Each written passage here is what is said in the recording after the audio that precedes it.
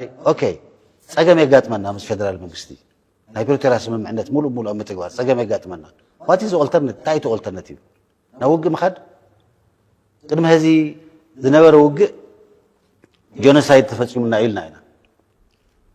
ኤርትራውን አምሓራውን መጽዮም ንሕና ኸም ንብል ማእኸላይ መንግስቲ ንስኹምውን ማእኸላይ መንግስቲ ኳ ዘይኮነ ካልኦት ሓይልታት ንስኹምውን ዓፋር አምሓራ ክትኣቱ ከለኹም ወንጀል ፈጽምኩም ሁም ይብሉ እዚ ብመንጎኛ ዝኾነ ዓለም ለኻዊ ሓይሊ ይጻረይ ኢና ንብል ኮሚልና ኢና ጽሒፍና ቀደምውን ኣብ መንግስትና ሃለና ንሕና እውን ሒሳብ ተልዩና ሒሳብና ሃውና ንስኹምውን ሒሳብኩም ተቐበሉ እቶም ብዝኾነ ይኹን መንገዲ ዝመፁ ናይ ኤርትራ ሓይሊ እውን ወንጀሎም ብደንብ ኤክስፖዝድ ይኹን ዝለዓለ ወንጀል ዝፈጸሙ እሶም ስለ ዝኾኑ ኢልና ኢና እዚ ክፀሪ ምግባር ፍትሒ ክርከብ ምግባር ሓደ ጉዳይ እዩ እዚ ከይፀረየ ተሪፈሎ እሞ ዋላ እዙይ ሓሲብካ ማለት እየ ኣብ ልዕሊኡ ሬሳ ንወስኸሉ ኣብ ልዕሊኡ ህዝቢ ትግራይ ዘጠፍእ መንገዲ ንከተል ኣብ ልዕሊኡ መምለሲ ናብ ዘይብሉ ዓዘቕቲ ንእቶ ግን መማረፂ ኮይኑ ይስማዓኒ ንኣይ ምስ ፌደራል ብሓንሳዕ ኢኹም ትሰርሑ ምክንያቱ ዘሎ መማረፂ ንሱ ጥራሕ ስለ ተረዲእካ ምስ ፌደራል ብሓንሳዕ ኢኹም ትሰርሑ ዝብል ተኻሊእ ሕቶ እዩ ምስ ፌደራል ብሓንሳዕ ሕዚ ትሰርሑ ዲኹም ብጭቡጥ ምስ ፌደራል ስራሕኹም ኸ ናብ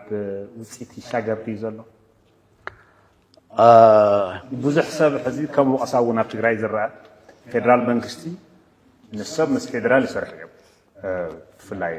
ንዓኻ ንጌታቸውን መሰረት ዝገበረ ምስ ፌደራል ይሰርሑ እዮም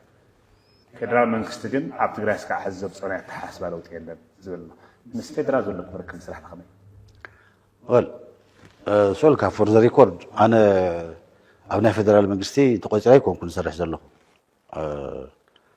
ኣብ ትግራይ ክመፅእ ደልዮ ለውጥ ኣሎ ኣብ ትግራይ ሰላም ክመፅእ ደልየ እዘን ኣብ ትግራይ ሰላም ይምፃእ ለውጡ እውን ይምፃእ ዝብላ ሓሳባት ምስ ናይ ፌደራል መንግስቲ ሰብ ስልጣን ተዘራሪበለን እየ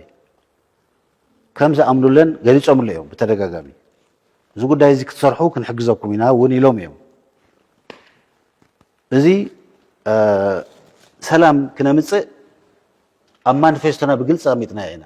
ናይ ፕሪቶሪያ ስምምዕነት ብሰላም እናፈፀምና ብሰላም ኣብ ተግባር ክውዕል እናገበርና ኢና ሰላም ንምፅእ ኢልና ኢና ናይ ፕሪቶሪያ ስምምዕነት ሙሉ ብምሉእ ይተግበር ኢና ንብል ዘለና ናይ ፕሪቶሪያ ስምምዕነት እቲ ፓኬጅ ብምሉእ ኣነ ህዝቢ ክዝርዝሮ ኣይክእልን ግን ሓደ ካብቲ ኮንስቲቱሽን እዩ ዝቅዳሕ ካልኣይ እቶም ሉዓላዊ ግዝኣት ተመዛበልቲ ምምላስ ሂማኒቴርያን ሓገዝ ምህላው ሪካቨሪ ኮንስትራክሽን ክህሉ ምግባር ኢንተርናሽናል ቦርደር ምሕላው ናይ ትግራይ ኢንተርናሽናል ቦርደር ብሱዳን ዘሎ ገጽ ይኹን ብኤርትራ ገጽ ዘሎ ኣብ ትግራይ ሰላምን ድሕንነትን ናይ ህዝቢ ተሓልዎ ክኾን ምግባር ናይ ፌደራል መንግስቲ ሓላፍነት ተባሂሉ ተቐሚጡ እዩ እዚ ፌደራል መንግስቲ ምሳና ይስራሕ ክበሃል ከሎ ንኣና ዘድልየና ጥራሕ ሃበና እሞ እቲ ንስኻ ክሰርሖ ዝተባሃልካይ ነገር ግን ኣይትምፃእ ዓይነት ክኾነ ይኽእል ግን እዚኣቶም እቶም ኣብ ፕሪቶሪያ ተሰማማዕናሎም ስምምዕነታት ብምሉኦም ፌደራል መንግስቲ እውን በቲ ኣብ ፕሪቶሪያ ተሰማማዕናሉ ስፒሪት ክፍፅሞም ክንገብር ኣለና ዝብል ቅዋም እዩ ዘለና እዚ ኦቨርናይት ደይፍፀም ንእሽተይ ግዜ ደይወስድ ዲስካሽን ደየድልዮ ክህሉ ይኽእል እዩ ግን ብግልፂ ተቐመጠ ናይ ፕሪቶሪያ ስምምዕነት ማእኸል ጌርና ኣብ ትግራይ ሰላም ክነምፅና ዝብል ማኒፌስቶና ይቕበልዎ እዚ ክሰርሑ ንግፈኩም ኢና ኢሎምና ኣብ ትግራይ ለውጢ ክመፅእ ኣሎ ቶታሊታርያን ዝኾነ ኣነ ዝበልኩ ጥራሕ ስማዕ ዝብል ዝኣረገ ናይ ፖለቲካ ስርዓት ክቕየር ኣለዎ ንብል ኣብዚ እውን ንሰማዕ ኢና ይብሉና እዮም ተን ክልተ ዓበይቲ ዕላማ እዚኣተን እየን ኣብዚኣተን ስምምዕነት ኣለና ኣብዚኣተን ብሓባር ንሰርሕ ኢና ሓደ እዚ እዩ ካልኣይ ኣዝ ማተር ኦፍ እምነት ንኣይ ሕዚ ኣብ ናይ ኢትዮጵያ ብዘሎ ናይ ሕዚ ኩነታት እንታይ እዩ መማረፂ ኢለ ይሓስብ እየ ከም ትግራዋይ ኣነ ንባዕለይ ትግራዋይ ናሽናሊስት ገይረ እየ ዝሓስብ እዚ ክብል ከለኹ ናይ ትግራይ ረብሓ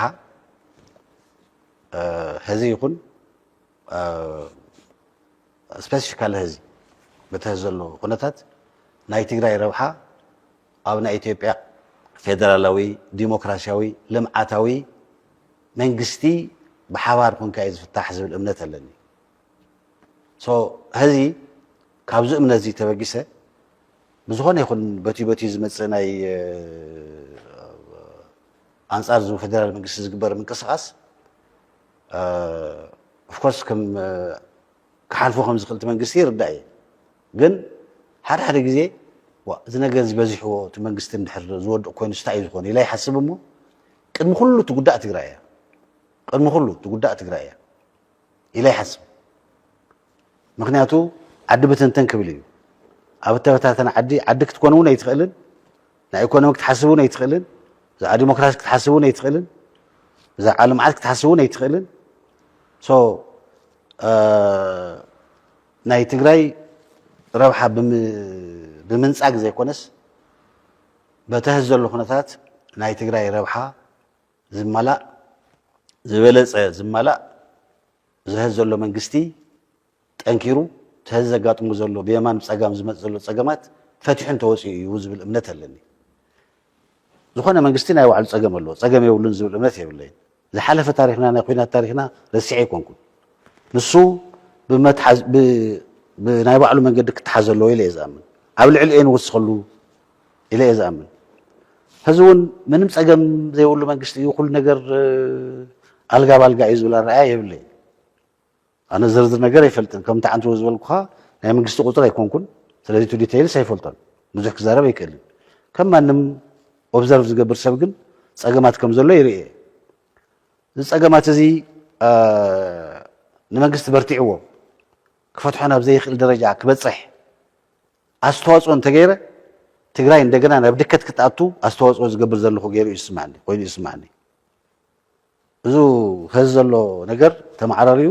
ናይ ትግራይ ፀገም እውን ክፍታሕ እየ ዝደሊ ሓደ እዚ እዩ ካልኣይ ግን ሰባት ክሓቱ ከለዉ ናብ ኢትዮጵያ መንግስቲ ከይድኩም ገለ መለ ሓደ ነገር ክነግረካ ኣብ ትግራይ ኣብ ዝነበርናሉ እዋንሲ ናብ ሻዕብያ ወደክደክ ዝበሃል ነገር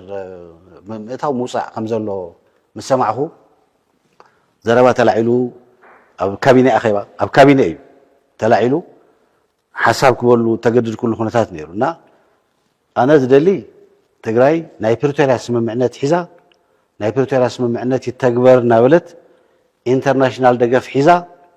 ፀገማታ ክትፈትሕ ምግባር እዩ እዚ ንምግባር ሓደ ንኹን ኮን ፖለቲካዊ ስርዓትና ነመዓራሪ ፖለቲካዊ ስርዓትና መዓራሪና ኩላትና ጥንክር ኢልና ንፕሪቶርያ ደጊፍና ፀገምና ንፍታሕ እዚ ናተይ ምርጫ ቀዳማይ ምርጫ እዚ ዘይኸውን እንተኮይኑ ግን ምስ ኢሳያስ ኮይነ ዝፈትሖ ፀገም ስለዘየለ ናብ ኢሳያስ ገፅ ኣይጥምትን ናብ ኣዲስ ኣበባ ኣይጥምት ኢለ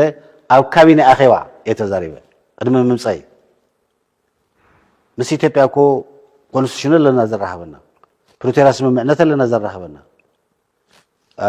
ምስ ኢትዮጵያ ዘይመፃና ምስ ኢትዮጵያ ዘይሰራሕና ምስ መን ደኣ ክንሰርሕ ፀገም ተፈጢሩ ነይሩ እወ ፀገም ተፈጢሩ ነይሩ በደል ተፈፂሙ ነይሩ እወ ከመይ ኢና ክንፈትሖ ናይ ባዕሉ ናይ መፍትሒ መንገዲ ኣሎ ክንገድፎ ዲና ኖ ኣይንገድፎን ክነልዕሎ ኢና ናይ ፕሪቶርያ ስምምዕነት ሙሉእ ኣብ ምትግባር ሓደ ዕንቅፋታት ኣለዉ እወ ከምኡ መሲሉ ይስማዓኒ ንኣይ ግን እዚኣቶም ስለ ዘለዉ